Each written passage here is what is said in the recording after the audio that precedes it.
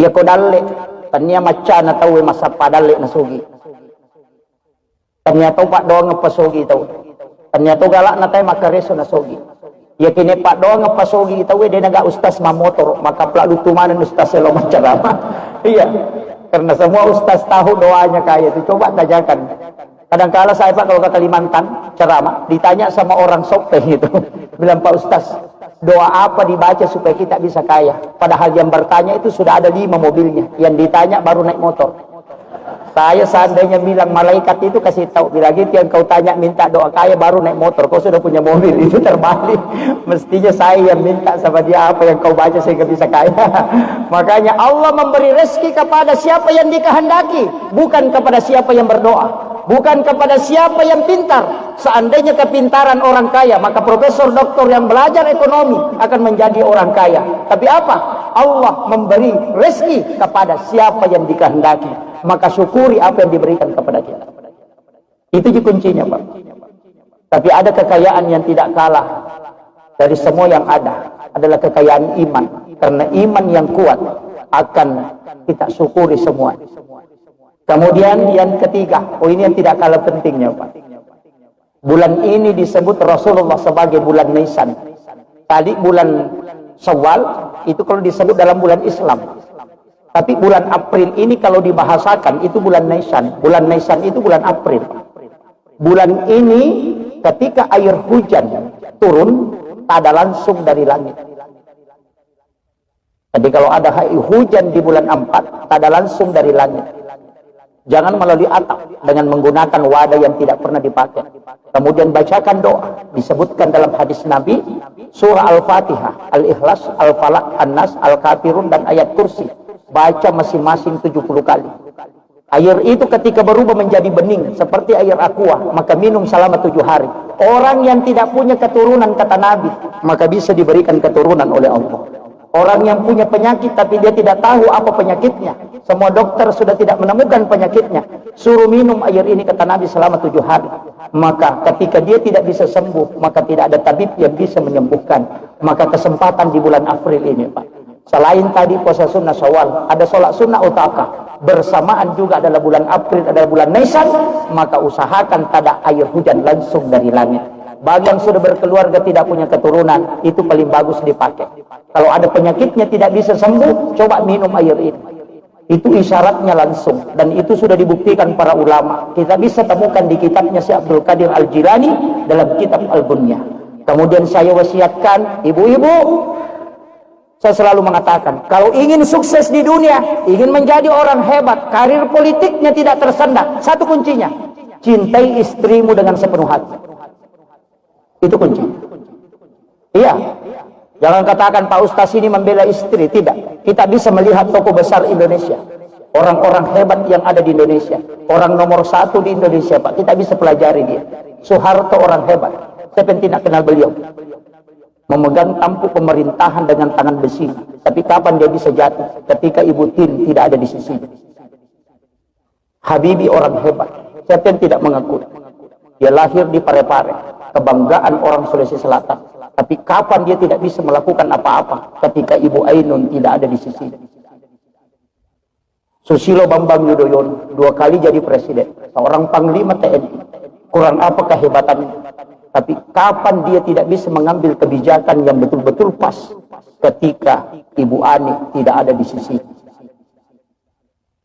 Rasulullah kapan dia drop betul ketika Khadijah tidak ada di sisi. Maka kunci kepemimpinan seorang laki-laki itu ada pada siapa yang mendampingi dia. Makanya saya tidak pernah terlalu kagum dengan seorang pemimpin laki-laki, karena pasti ada wanita hebat yang ada di sisi. Dan kuncinya, iya, kuncinya betul itu, Pak. Dan agama mengajarkan untuk itu. Makanya kalau kita mau mendapatkan keberkahan rezeki dan keberkahan hidup dan kesuksesan hidup, cintai istrimu dengan sepenuh hati. Sebaliknya, kita bisa buktikan, Pak, berapa banyak pimpinan pondok pesantren yang ada di luar sana. Hafal Al-Quran 30 juz, ratusan bahkan ribuan hadis dia hafal. Setiap hari sholat 5 waktu. Kurang soleh apa dia? Tapi ketika dia berzina dengan santrinya, pasti dia jatuh sejatuh-jatuhnya dan hina sehina-hinanya. Artinya apa? Yang hafal Quran dan hadis saja bisa dihinakan karena perbuatannya, apalagi yang tidak hafal Quran. Itu pelajaran. Makanya saya selalu menyampaikan, jika ingin hidupnya berkah dan mudah perjalanannya, cintai istrimu sepenuh hati. Karena doa istri 3 kali lebih cepat diijabah dibanding doa suami. Makanya ketika ada hajat, beritahu istri, nanti dia berdoa. Karena wanita sebelum mengangkat tangannya, itu malaikat sudah menunggu. Tapi kalau ibu-ibu sudah berdoa setengah mati dan tidak terijabah, maka suruh bapaknya tambah istri supaya banyak yang mendoakan. Tapi kayaknya ibu-ibu tidak sepakat.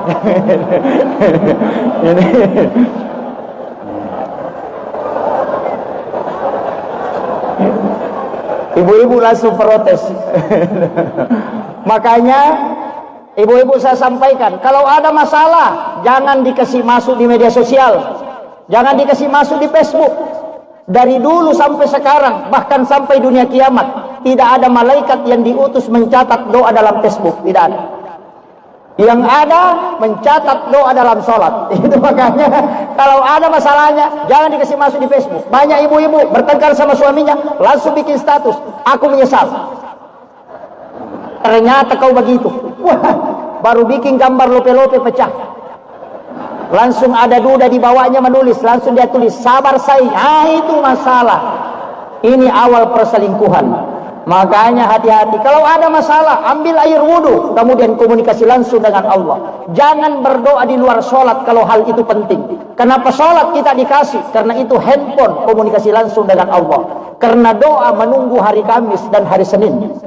Makanya kalau suaminya pacaran, jangan coba-coba pakai doa, langsung pakai sholat. Kalau suaminya pacaran hari Ahad, itu tidak dilapor. Berdoa baru dicatat. Hari Senin dicatat, hari Selasa dicatat, hari Rabu dicatat, hari Kamis baru dilapor. Makanya Nabi puasa hari Kamis karena di situ doa di store. Makanya kalau pacaran hari Senin baru berdoa, itu baru dicatat malaikat, belum dilapor. Nanti bisa hari Rabu suaminya menikah, doanya belum di store, masih dicatat. Ini makanya ada sholat. Sholat inilah jalur pintas. Makanya semua masalah pasti ada sholatnya. Orang mau melakukan perjalanan, sudah ada doa musafir yang sering kita baca. Bismillahirrahmanirrahim. Tapi kenapa ada sholat sunnah musafir? Karena kalau doa masih menunggu tugas malaikat, tapi kalau sholat itu tidak pakai perantara. Kenapa ada sholat sunnah taubat? Padahal sudah ada doa taubat. Karena doa taubat menunggu pencatatan malaikat, tapi sholat taubat itu komunikasi langsung hamba dengan Tuhan. Terlambat kok bos.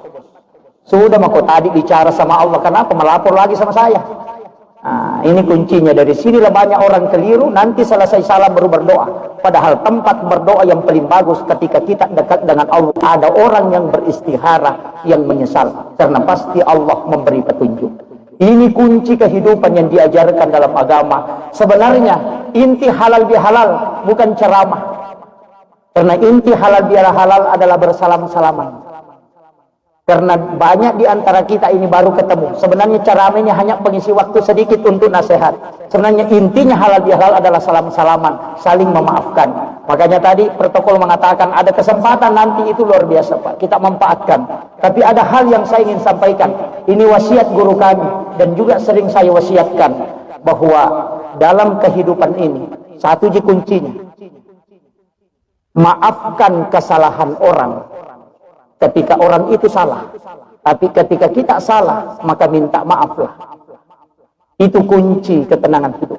Jadi ya ko salah itawe at dampengan. Ya ko idi salah illa wa dampengi amangilino. Tapi ya ko meloki de gaga susah ci di bawah. Ajak kesusai pada tarupa tahu ama kampung. Itulah yang disebut dengan rahmatan lil alamin. Ajak kesusai pada tarupa tahu ku imang, ajak kesusai makmut tak malampela dah baca na cia rokok bapak dinutu na tahu. Makmum ajak kesusai mata napai telu ayat na baca tu 5 semen ni monri ketungan na rokok no. Lakai ajak kesusai beneta iparenta deni ale di balanca. Baine ajak kesusai lakai tak makat bi deni jampani. Ini kuncinya. Makanya saya sampaikan, wanita kalau mau rezekinya mudah, gampang, mudahkan sedekah kepada suami. Siapa istri yang memudahkan sedekah ke suaminya, artinya sedekah berhubungan. Ketika suaminya minta, langsung kasih. Bahkan kalau istri yang menawarkan, itu rezekinya lebih mudah. Makanya Rasulullah mengatakan, siapa wanita yang... Kenapa, Bu? Siapa wanita atau istri yang menawarkan dirinya kepada suaminya dan suaminya merasa ridha karena hubungan itu, maka wanita itu pahalanya sama dengan melaksanakan ibadah umrah 1 kali. Coba. Makanya bapak-bapak kalau mau kok di istrinya, bila mau ki umrah saya.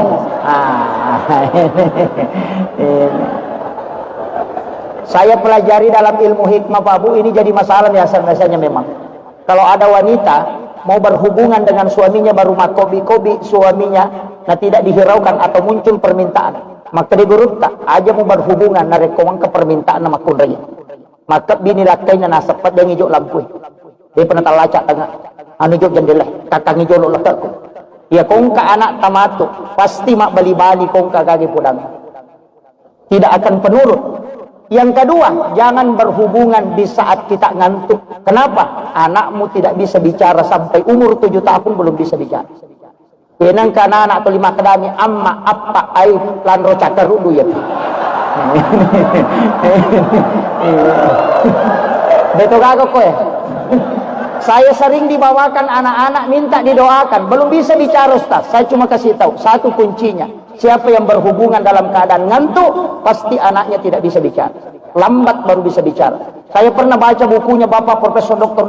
Dadang Hawadis dalam buku psikoterapi Al-Quran. Bahkan beliau meneliti. Apa penelitiannya? Siapa yang berhubungan setelah salah satunya pernah bermimpi berhubungan badan, kemudian bangun dan berhubungan secara nyata dengan pasangannya tanpa diantarai dengan wudu, ketika istrinya hamil, maka anaknya dipastikan lahir dalam keadaan epilepsi atau kena penyakit ayam. Itu penelitian Bapak Profesor Dr.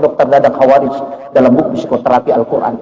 Inilah kenapa orang tua kita dulu selalu mengajarkan aja mau si babenemu narekodemu mapacing, kemudian dalam keadaan tenang magai ya ko maliwasan kita berhubungan palasang anak tak masolat kita berhubungan makutu anak tak ngerang makanya pakanjaki memang ini.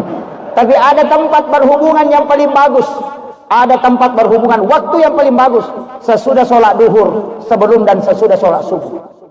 Itu paling bagus, Pak. Generasi kita paling bagus di situ. Itu wasiatnya guru Profesor Dr. Quraisihab kepada Profesor Dr. Arifuddin di Bone. Kalau engkau berhubungan, dan ternyata memang ada hadisnya. Ketika engkau ingin masuk ke dalam kamar ibu bapakmu di siang hari, maka ketuk pintunya. Kenapa sih? Islam Imam Al-Ghazali dalam kitab Hiyaliddin. Itu Nabi bilang orang buka Arab. Pas berbuka puasa, sesudah minum air putih, sebelum makan apa-apa, kemudian berhubungan dengan pasangan. Ketika istrimu hamil di situ, maka anakmu bisa menjadi seorang ulama. Oh, ini sudah lewat. Tapi susah kalau imam. Makanya orang Bugis Sopeng, orang Bugis Sidrap, orang Bugis Wajo, Parepare dan Pindrang sebagian menikahkan anaknya selalu menjelang masuk Ramadan. Bahkan 1 minggu sebelum Ramadan dia masih menikahkan anaknya. Kenapa? Karena dia mencari anak keturunan nanti jadi ulama. Itu kuncinya. Tapi nanti bulan ini setelahnya, ini yang terakhir, angka istilahnya tosopenge ulet cipi. Dena Pak Boting. Itu benar Pak. Ulet cipi itu sebenarnya istilah orang tua kita, dan itu benar. Kenapa? Uangnya dia sudah pakai di bulan Ramadan. Iya, na pakai di ko Ramalan. Dia pernah sampai masa padale na mesi jok ka jamaah haji. Maka meloti isolori. Jadi ya ko mapak boting nga okoro cek dek mina soloran apa makurangi duina. Yan tu ampayasa ngulet cipi. Macipi iduina karena ekonomi. Makanya Ki Haji Maimun Subair almarhum al-Maghfurlah mengatakan, ini pesan beliau, tidak ada dalam hadis, tapi ini bisa dipegang. Siapa yang tidak atau siapa yang sempit rezekinya di bulan April ini, maka itu alamat bahwa 1 tahun ke depan rezekinya akan susah.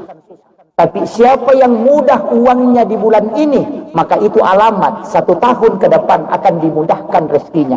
Jadi ya kuya ulangi macipi-cipi balancata, macipi itu pangkalinot kasih tahun ke depan. Tapi ya malomo yung kue, maka itu dimudahkan. Tidak ada dalam hadis, tapi itu ada di dalam ilmu hikmah.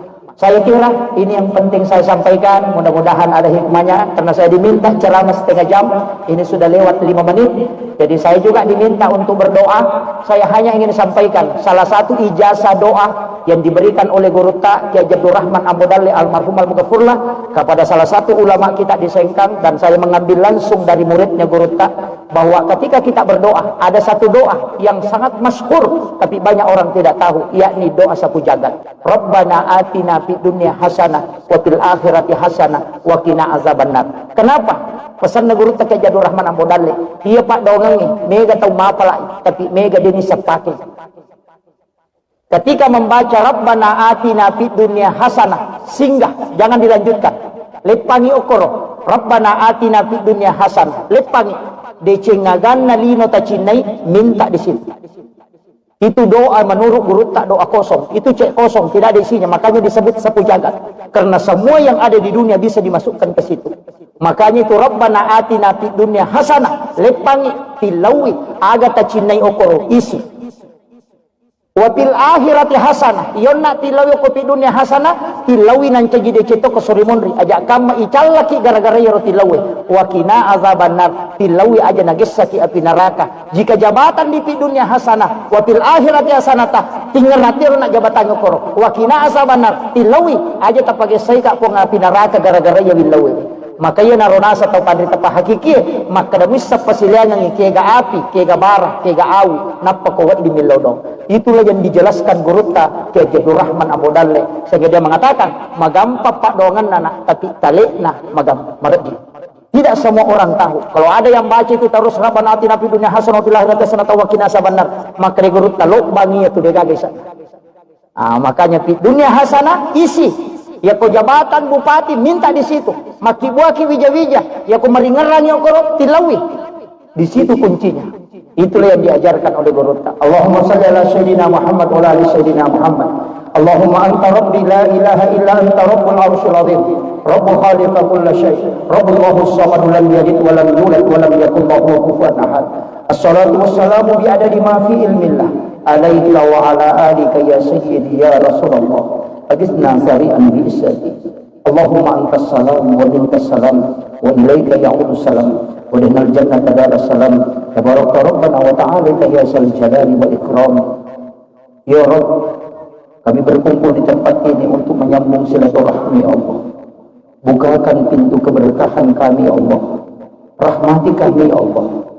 Ketika ada kesalahan dan hilaf di antara kami ya Allah, kami mohon kepadamu ya Allah, mudahkan kami menerima maaf dan pemaafan saudara dan sahabat kami ya Allah. Kami mohon rahmat dan maghfirah-Mu ya Allah. Kami mohon umur yang panjang ya Allah, dan berkah ya Allah. Sehatkan kami ya Allah. Semua yang hadir di tempat ini ya Allah, angkat semua penyakitnya sebelum kami meninggalkan tempat ini ya Allah. Yang punya masalah ya Allah, angkat masalahnya ya Allah. Yang punya hajat ya Allah, kabulkan hajat-hajatnya ya Allah. Rabbana zalamna anfusana wa illam taghfir lana wa tarhamna lanakunanna minal khasirin. Rabbana atina fid dunya hasanah wa fil akhirati hasanah wa qina azabannar wa qina azabannar wa qina azabannar. Wa sallallahu ala sayyidina Muhammadin walhamdulillahi rabbil alamin. Bisirril Fatihah. Ya, amin amin ya rabbal alamin. Akhirul kalam wallahu muwaffiq ila aqwamit thoriq. Nasrun minallahi wa fathun qarib wa basyiril mu'minin. Assalamualaikum warahmatullahi wabarakatuh.